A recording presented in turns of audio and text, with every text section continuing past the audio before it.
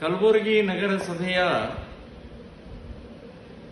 Budget ಮಂಡನೆಯ ಸಮಯದಲ್ಲಿ Muslim corporate ಮಹಿಳೆ ಅವಳು ಖಮೈನಿ ಸತ್ತಿದ್ದಕ್ಕೆ ಒಂದು ಕಂಡೋಲೆನ್ಸ್ ಅದನ್ನ ಮಾಡಿ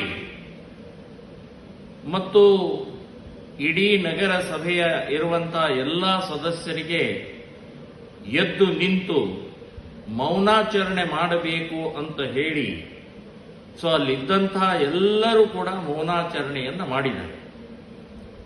ನಾನು ಕೇಳೋದು, ಆಯತುಲ್ಲಾ ಖಮೈನಿ ಇರಾನಿನ ಅತ್ಯಂತ ಕ್ರೂರಿ ರಾಕ್ಷಸಿ ಭಯೋತ್ಪಾದಕ. ಸೊ ಅಂಥವನಿಗೆ ಕಲಬುರಗಿಯ ಈ ಕಾರ್ಪೊರೇಟರ್ಗೆ ಏನು ಸಂಬಂಧ? ಇವರು ಇತ್ತೀಚೆಗೆ ನಡೆದಂತ ಪಹಲ್ಗಾಮ್ದಲ್ಲಿ 26 ಹೆಣಗಳನ್ನು ಉರುಳಿಸಿದಂತ ಇಸ್ಲಾಮಿಕ್ ಟೆರರಿಸ್ಟ್ ವಿರುದ್ಧ ಒಂದೇ ಒಂದು ಶಬ್ದ ಮಾತಾಡಲಿಲ್ಲ.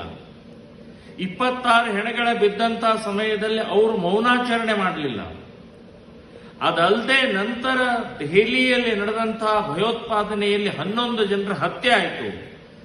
ಆ ಸಂಬಂಧಪಟ್ಟಾಗನೂ ಕೂಡ ಖಂಡನೆ ಮಾಡಲಿಲ್ಲ ಮತ್ತು ಸತ್ತಂಥವರ ಬಗ್ಗೆ ದುಃಖ ವ್ಯಕ್ತಪಡಿಸಲಿಲ್ಲ. ಎಲ್ಲೋ ಖೊಮೈನಿ ಸತ್ತಂತ ಒಬ್ಬ ರಾಕ್ಷಸನ ಪರವಾಗಿ ಇವತ್ತು ಆಚರಣೆ ಮಾಡ್ತಾ ಇರುವಂತಹದ್ದು, ಮೌನಾಚರಣೆ ಮಾಡ್ತಾ ಇರುವಂತಹದ್ದು, ಇದು ಖಂಡನೀಯ, ದೇಶದ್ರೋಹಿ ಕೃತ್ಯ.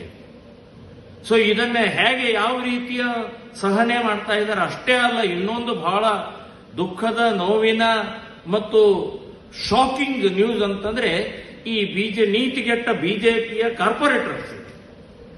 ನಿಮಗೇನಾದರೂ ನಾಚಿಕೆ, ಮಾನ, ಮರ್ಯಾದೆ ಇದೆಯಾ? ನಿಮಗೆ ಏನಂತ ತಿಳ್ಕೊಂಡಿದ್ದೀರಿ ನೀವು? ಭಾರತ ಅಂದ್ರೆ ಏನ್ ತಿಳ್ಕೊಂಡಿದ್ದೀರಿ? ಏನ್ ಬೇಕಾದ ಮಾಡ್ಬೋದಾ?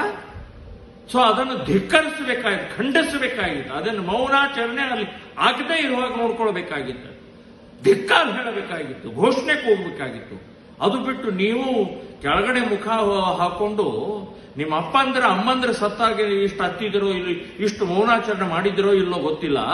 ಆದ್ರೆ ಈ ಬಿಜೆಪಿಯ ಅಲ್ಲಿ ಕಾರ್ಪೊರೇಟರ್ಸ್ ನೀವು ಮಾಡಿದ ಕೆಲಸ ಅತ್ಯಂತ ನಾಚಿಕೆಗೇಡಿನ ಬಿಜೆಪಿಯ ಸಿದ್ಧಾಂತಕ್ಕೆ, ಇವತ್ತು ಹಿಂದೂಗಳಿಗೆ ಅವಮಾನ ಮಾಡಿದಂಥವ್ರಿಗೆ ನಿಮಗೆ ಧಿಕ್ಕಾರ ಹೇಳ್ತಾ ಇದ್ದೀನಿ. ನೀವು ರಾಜೀನಾಮೆ ಕೊಟ್ಟು ಮನೆಗೆ ಹೋಗಬೇಕು ಅಂತನ್ನುವಂಥದ್ದು ಹೇಳ್ತೇನೆ. ಅಷ್ಟೇ ಅಲ್ಲ, ಅಲ್ಲಿಯ ಜಿಲ್ಲಾಧಿಕಾರಿ ಇಮ್ಮಿಡಿಯೇಟ್ ಈ ಏನು ಕಾರ್ಪೊರೇಷನ್ ಅದು ಮೌನಾಚರಣೆ ಮಾಡಿದ್ದಾರೆ ಅದನ್ನು ಬರ್ಖಾಸ್ತು ಮಾಡಬೇಕು, ನಿಮ್ಮ ಆಡಳಿತಕ್ಕೆ ತಗೊಳ್ಬೇಕು ಅಂತನ್ನುವಂಥದ್ದು ನಾನು ಆಗ್ರಹವನ್ನು ಮಾಡ್ತಾ